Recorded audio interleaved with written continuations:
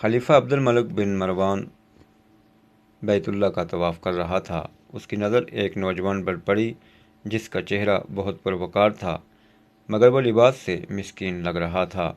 خلیفہ عبد الملک نے پوچھا، یہ نوجوان کون ہے؟ تو اسے بتایا گیا کہ اس نوجوان کا نام سالم ہے اور یہ سیدنا عبداللہ بن عمر کا بیٹا اور سیدنا عمر بن خطاب کا پوتا ہے۔ خلیفہ عبد الملک کو دھچکا لگا اور اس نے اس نوجوان کو بلا بھیجا۔ خلیفہ عبد الملک نے پوچھا کہ بیٹا، میں تمہارے دادا سیدنا عمر فاروق رضی اللہ عنہ کا بڑا مداح ہوں۔ مجھے تمہاری یہ حالت دیکھ کر بڑا دکھ ہوا ہے۔ مجھے خوشی ہوگی اگر میں تمہارے کچھ کام آ سکوں۔ تم اپنی ضرورت بیان کرو، جو مانگو گے تمہیں دیا جائے گا۔ نوجوان نے جواب دیا، اے امیر المومنین، میں اس وقت اللہ کے گھر بیت اللہ میں ہوں اور مجھے شرم آتی ہے کہ اللہ کے گھر میں بیٹھ کر کسی اور سے کچھ مانگوں۔ خلیفہ عبد الملک نے اس کی پرمتانت چہرے پر نظر دوڑائی اور خاموش ہو گیا۔ خلیفہ نے اپنے غلام سے کہا کہ یہ نوجوان جیسے ہی عبادت سے فارغ ہو کر بیت اللہ سے باہر آئے، اسے میرے پاس لے کر آنا۔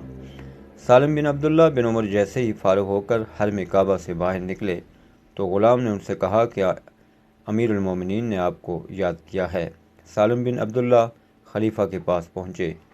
خلیفہ عبد الملک نے کہا، نوجوان، اب تو تم بیت اللہ میں نہیں ہو، اب اپنی حاجت بیان کرو۔ میرا دل چاہتا ہے کہ میں تمہاری کچھ مدد کروں۔ سالم بن عبداللہ نے کہا، اے امیر المومنین، آپ میری کون سی ضرورت پوری کر سکتے ہیں، دنیاوی یا آخرت کی؟ امیر المومنین نے جواب دیا کہ میری دسترس میں تو دنیاوی مال و متاع ہی ہے۔ سالم بن عبداللہ نے جواب دیا، امیر المومنین، دنیا تو میں نے کبھی اللہ سے بھی نہیں مانگی۔